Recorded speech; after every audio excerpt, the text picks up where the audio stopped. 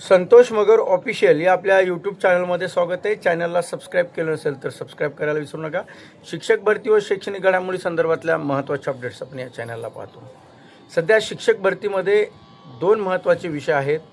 पहिला विषय आहे की शिक्षक भरती नेमकी केव्हा होईल आणि दुसरा महत्त्वाचा विषय आहे की 55-60च्या संदर्भामध्ये आता काय होणार.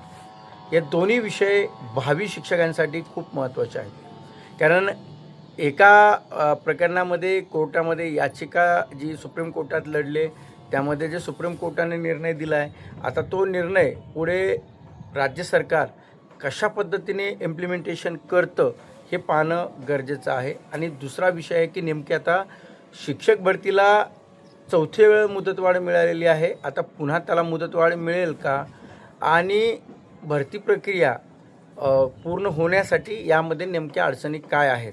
दोन्ही विषय महत्त्वाचे आहेत.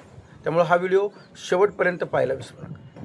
सगळ्यात पहिला विषय आहे की 55-60च्या संदर्भामध्ये सर्वांना माहिती आहे की निकाल दिलेला आहे सुप्रीम कोर्टाने. आता पुढची जी स्टेप आहे ती स्टेप आहे की न्याय आणि विधी विभागाने त्यांचं जे मार्गदर्शन आहे ते मार्गदर्शन शालेय शिक्षण विभागाला दिलं आहे. ती जी फाईल आहे ती फाईल प्रधान सचिवांकडे त्या ठिकाणी गेली आहे, म्हणजे शालेय शिक्षण विभागाकडे गेलेली आहे. आता शालेय शिक्षण विभाग याकडे कशा पद्धतीनं यावरती निर्णय घेतं हे आता पाहावं लागणार आहे.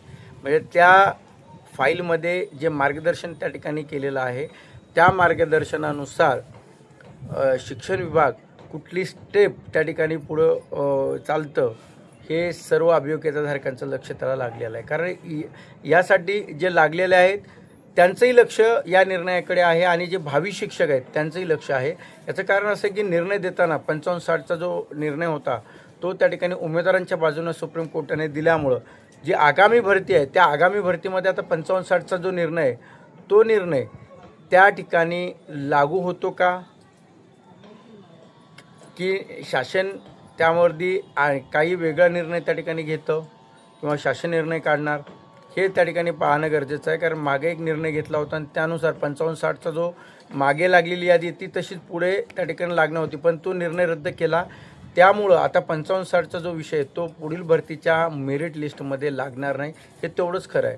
म्हणजे जी यादी लागेल ती यादी 55-60चा जो क्रायटेरिया लावला होता तो लागणार नाही. जी शिक्षक पात्रता परीक्षा आहे तेवढंच त्या ठिकाणी त्याचं वेटेज आणि ते कन्सिडर केलं जाईल.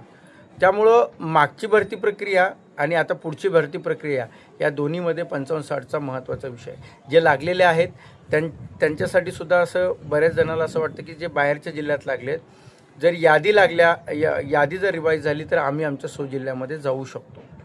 आता यामध्ये एक गोष्ट पडताळून बघितली आहे, जर 55-60चा नियम लावला गेला नसता तर किती उमेदवारांना त्या ठिकाणी प्रत्यक्ष नियुक्ती मिळाली असती. तर त्याचं उत्तर होतं की जवळपास 3000 विद्यार्थ्यांना 3000 शिक्षण म्हणजे भावी शिक्षकांना. मग आता यावरती नेमकं शासन काय निर्णय घेतं आहे त्या ठिकाणी अहवाल तर आलेला आहे. कारण अहवाल बघण्यासाठी आम्ही स्वतः 2 आमदारांना घेऊन त्या ठिकाणी मंत्रालयात गेलो होतो, परंतु त्या ठिकाणी उपसचिव हे हाऊसमध्ये गेलेले होते आणि सेक्रेटरी हे आउट ऑफ इंडिया होते. त्यामुळे ते मंडेला म्हणजे उद्या ते जॉईन होत आहे.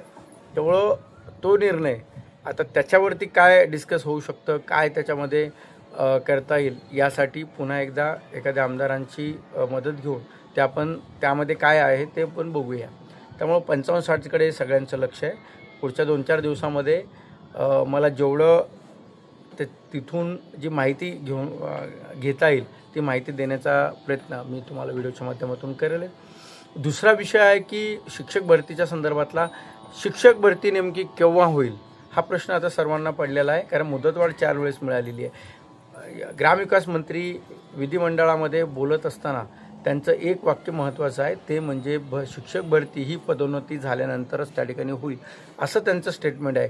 जर ग्रामविकास मंत्री म्हणत असतील की शिक्षक भरती प्रक्रिया ही पदोन्नती झाल्यानंतर आम्ही घेऊ तर यामध्ये कालावधी लागू शकतो. याचं कारण असं आहे की सध्या संचालकाने एक पत्र काढले आणि पुढची पदोन्नती जोपर्यंत शासन निर्णय येत नाही, जोपर्यंत कट ऑफ त्यांचा जे पदोन्नतीचा आहे तो कट ऑफ आता ठरवल्या जात नाही, त्यावरती निर्णय येत नाही, तोपर्यंत पदोन्नती होणार नाही हे तेवढंच खरं आहे. मग आता जर पदोन्नती झाली नाही तर या जागा शिक्षक भरतीला येतील का याचं उत्तर आहे नाही. त्याचं कारण असं आहे की सातारा जिल्हा परिषदमध्ये आपण पाहिलं असेल की 315 पदे त्या ठिकाणी देण्याचं शिक्षण अधिकाऱ्यांनी त्या ठिकाणी सांगितले. म्हणजे मागच्या वेळेस जवळपास 1000 शिक्षकांची भरती झाली, परंतु आत्ता तिथे फक्त 315 शिक्षक पदांची भरती होईल असं शिक्षण अधिकाऱ्यांनी सांगितलेलं आहे. जवळपास 25 जिल्ह्याचे रोस्टर पूर्ण झालेले आहेत, मग अजूनही बाकी जिल्हे आहेत. त्यामुळं त्या जिल्ह्याला अपलोड होण्यासाठी अजून वेळ लागेल. संस्थेची सध्या जर बघितलं की संच मान्यतेचे शिबिर सुरू आहेत. त्या ठिकाणी ते संच मान्यतेचे शिबिर होऊन त्या ठिकाणी जे कॅम्प आहेत ते कॅम्पमध्ये संच मान्यता त्या ठिकाणी लावल्या गेलेले आहेत. त्यामुळं आणखीन त्याला थोडासा वेळ नवीन याच्यासाठी लागू शकतो. दुसरा विषय मी तुम्हाला सांगितलं की पदोन्नती जर झाली नाही तर शिक्षक भरती निश्चितपणे होणार नाही लवकर. म्हणजे कारण पदोन्नतीच्या जागा त्या ठिकाणी येणार नाहीत हे तेवढंच खरं आहे, परंतु ग्रामविकास मंत्री जर म्हणत असतील की जोपर्यंत पदोन्नती होणार नाही तोपर्यंत त्या जागा असेल किंवा शिक्षक भरती होणार ती करणार नाही, हे विधिमंडळामध्ये त्यांनी बोलून दाखवलं आहे. हा विषय आहेच आहे, परंतु याला एक लागून विषय आहे तो म्हणजे आंतरजिल्हा बदलीचा. आता अनेक शिक्षकांना आंतरजिल्हा बदलीचं त्या ठिकाणी वेध लागलेला आहे, कारण मागच्या वेळेस आंतरजिल्हा बदली ही गृहसचिवांच्या एका पत्रामुळे ती पुढे ढकलल्या गेलेली होती. मग आता गृहसचिवांच्या त्या पत्रामध्ये 31 मार्च 2027पर्यंत कुठलीही बदली प्रक्रिया करू नका असे स्पष्ट निर्देश गृहसचिवांनी त्या ठिकाणी सर्व राज्यांना दिलेले आहेत. त्यामुळं कुठलंही राज्य सध्या बदली प्रक्रियेमध्ये राबवताना आपल्याला दिसत नाही. परंतु जे शिक्षक आहेत त्यांचं म्हणणं आहे की प्रोसेस या ठिकाणी पूर्ण करा, प्रोसेस फक्त त्या ठिकाणी सुरू करा. प्रत्यक्ष बदली ही शिक्षक भरती झाल्यानंतर किंवा जो त्या ठिकाणी तारीख दिलेली आहे त्या तारखेच्या नंतर आम्हाला देण्यात यावी असं त्यांचं त्या ठिकाणचं मत आहे. त्यामुळं मी सुद्धा ग्रामविकास सचिवांना कक्षाधिकाऱ्यांना भेटलो आहे. याबाबतचा व्हिडिओ मी नंतर टाकेल की त्यांचं नेमकं बदली संदर्भातलं मत काय आहे. परंतु एक गोष्ट निश्चित आहे की पदोन्नतीला थोडासा वेळ लागला, भरतीला जर थोडा वेळ लागत असेल तर लगेच आंतरजिल्हा बदलीसाठी शिक्षक हे त्या ठिकाणी पुढे येतील. आणि आंतरजिल्हा बदली जोपर्यंत होत नाही तोपर्यंत प्रत्यक्ष नियुक्त्या हे शिक्षकांना मिळणार नाहीत, हे तेवढंच खरं आहे. कारण बदली एकदा प्रोसेस सुरू झाली की त्या ठिकाणी कुठल्या ना कुठल्या कारणावरून त्या थांबवणं किंवा हे करणं. तर मागच्या 2 भरतीचा जर रेकॉर्ड पाहता दोन्ही वेळेस आंतरजिल्हा बदली असेल, जिल्हा अंतर्गत बदली असेल, दोन्ही झाल्यानंतरच शिक्षक भरती त्या ठिकाणी पूर्ण झालेली आहे.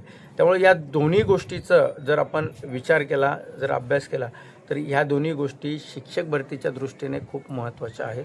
भावी शिक्षकांसाठी आणि शिक्षकांसाठी दोन्हीसाठी ह्या गोष्टी महत्त्वाच्या आहेत. तुम्हाला काय वाटतं की मी जे मुद्दे सांगितले त्या मुद्द्यावरती तुमचं काय मत आहे कमेंट बॉक्समध्ये सांगू शकता. आणि हा व्हिडिओ जर तुम्हाला आवडला असेल तर आपल्या मित्रापर्यंत शेअर करायला विसरू नका, कारण शिक्षक भरती संदर्भातल्या अतिशय म्हणजे वस्तुस्थिती असणारी आणि अतिशय महत्त्वाचे अपडेट्स तुम्हाला फक्त या चॅनलला पाहायला मिळतील. तर भेटूया नवीन व्हिडिओच्या माध्यमातून. तोपर्यंत सर्वांचे धन्यवाद.